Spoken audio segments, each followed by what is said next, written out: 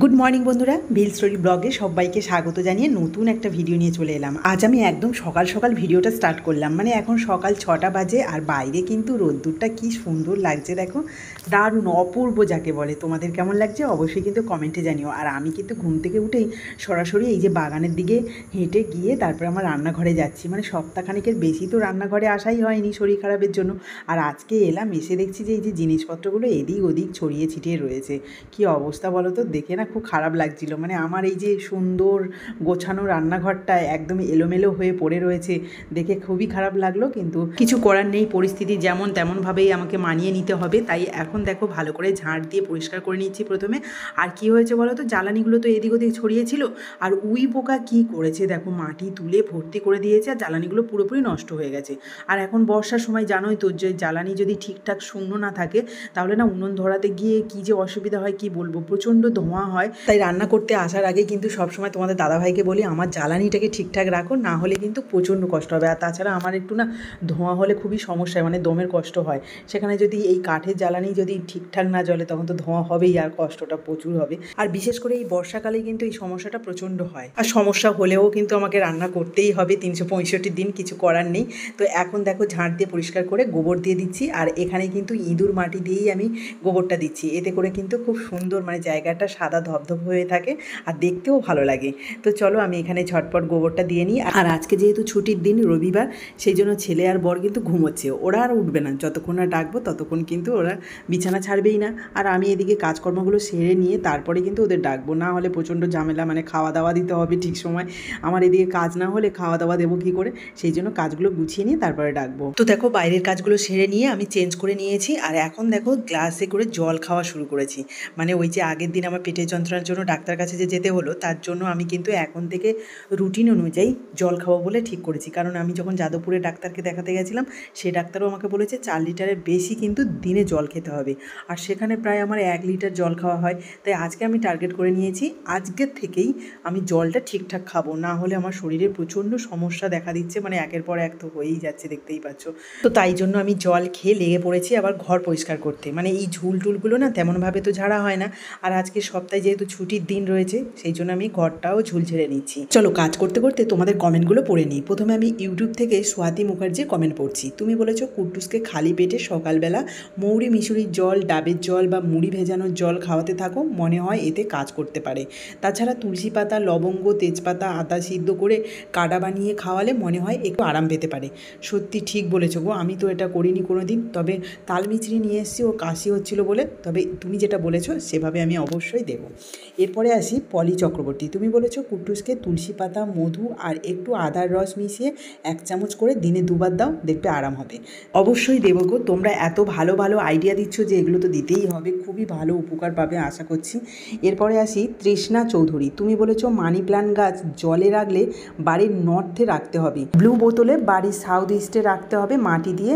আর বোতলের জল সপ্তাহে 1 দিন চেঞ্জ করতে হবে। যদি মাটি দিয়ে রাখো তাহলে সেটা সানডে জল দেবে না। আর পাতা হলুদ হলে ছিঁড়ে ফেলবে না, সেটা কেটে নেবে। তো সত্যি খুব ভালো আইডিয়া গো, এগুলো তো আমি জানিই না। শুধু মানি প্ল্যান্ট সবাই বলে বসাতে, তাই আমি বসিয়ে দিয়েছি। এরপরে ফেসবুকের কমেন্টগুলো একটু পরেই তোমাদের সাথে শেয়ার করব।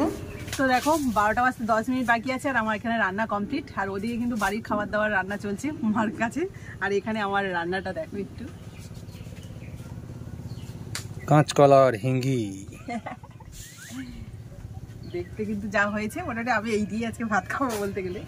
মানে টেস্ট হয়েছে সত্যি কথা, খেয়ে দেখাইনি অবশ্য তোমাদের, তবে টেস্টটা অসাধারণ হয়েছে। তুমি চুরি করে খেয়েছো? না না, রান্নিকে একটুখানি জুসটা তো চেক করতে হয়েছিল, আমিও টেস্ট করেছি। হ্যাঁ। তো কুট্টুসকে এই নেসপাতিটা মানে পিঁয়াজটা একটু কেটে দাও। আর ওদিকে বাবা মানে কলা গাছ সব পরিষ্কার করছে, ওখানে আমি যাব। কারণ আমাদের বড় একটা কাঁটালি কলা মানে কাঁদি পেকেছে, পাকেনি, ডাঁসা হয়ে গেছে আর কি, ওটাই এখন কাটা হবে। বাবা অনেকক্ষণ ডাকছে, কিন্তু আমার এখানে রান্না কমপ্লিট হয়নি বলে আর যেতে পারিনি। এই ছোট ছোট গাছগুলোকে কেটে দিতে হবে, অত জঙ্গল করে রাখলে হবে না। এই এর গোড়ায় না অত গাছ ঘন রাখলে, তোমার ভাই কি অত ঘন রাখে দেখেছো?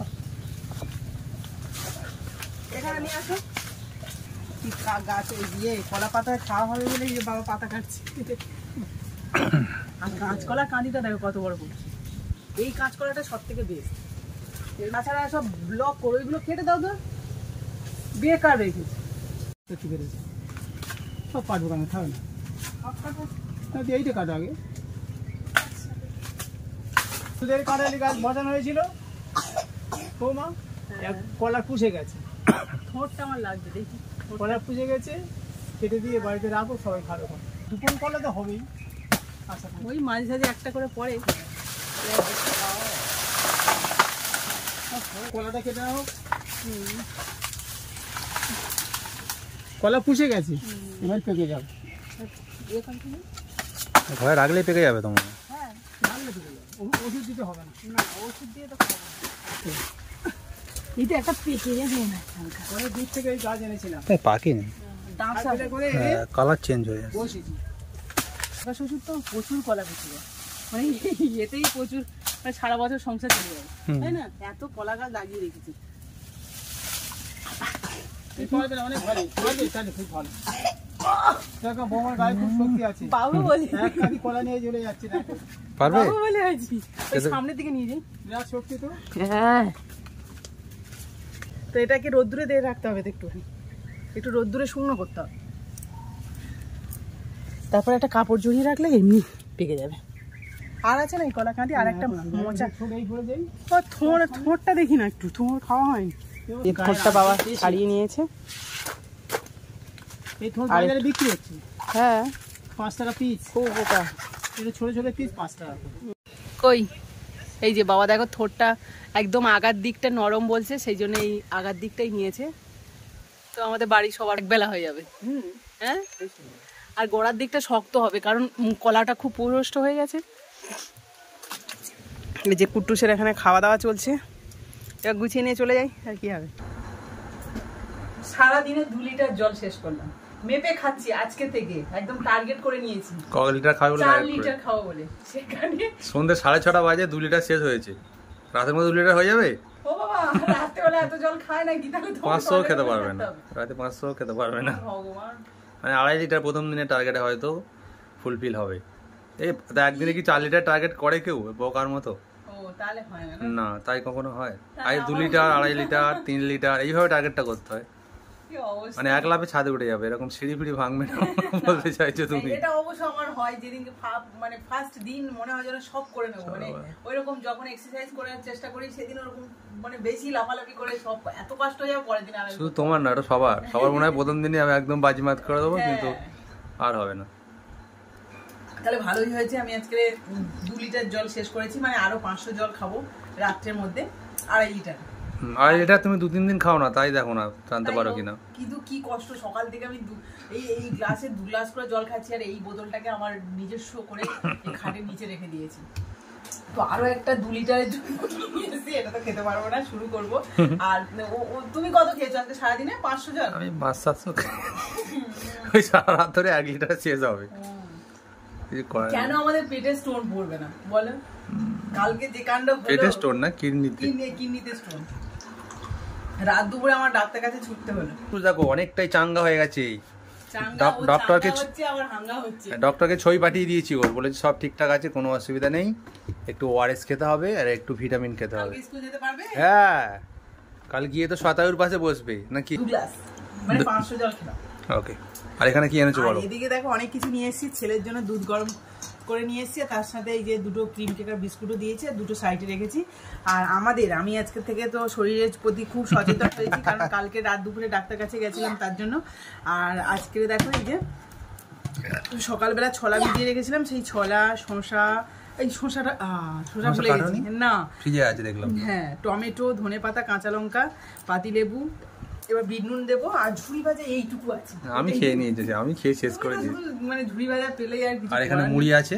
হ্যাঁ, তো লম্বা খাও, দারুণ করে মাখাও দেখি, সন্ধ্যের টিফিনটা জমিয়ে দিই একদম। এই দেখো কুট্টুস দুধ বিস্কুট এইটুকু খেয়েছে, মানে একটা বিস্কুট খেয়েছে, আর এই যে দুধ সেইভাবে পড়ে আছে, আর খাবে না বাবু। আর খাবি না? হ্যাঁ।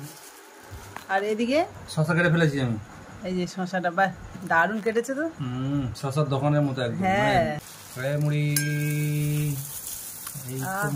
খুব বেশি মুড়ি মাখাবে না। আমি গামলা নিয়ে বসে গেলাম।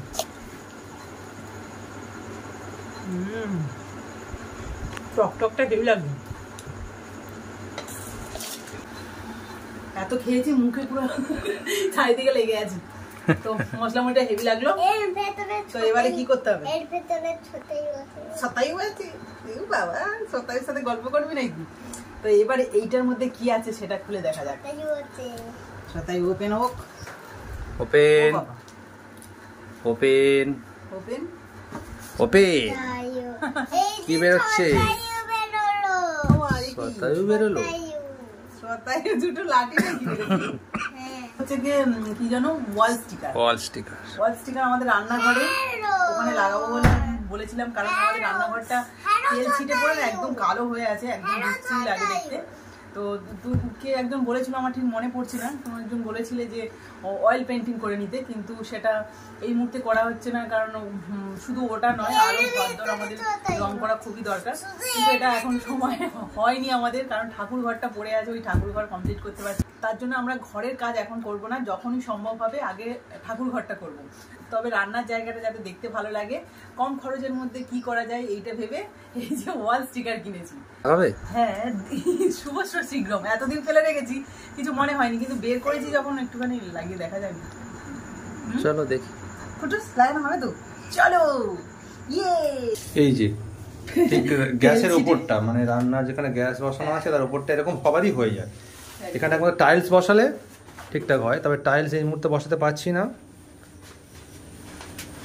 এইটা দেখা যাক, দেখতে খারাপ লাগবে না, ডবল মানে পুরো এক লাইন কি যাবে মাথা থেকে মাথা পর্যন্ত সেটা আগে দেখো। হ্যাঁ হ্যাঁ, এখানে তাহলে ডবল করে লাগাতে পারলে এটা ভালো লাগবে, কিন্তু এই দিক থেকে লাগাতে হবে।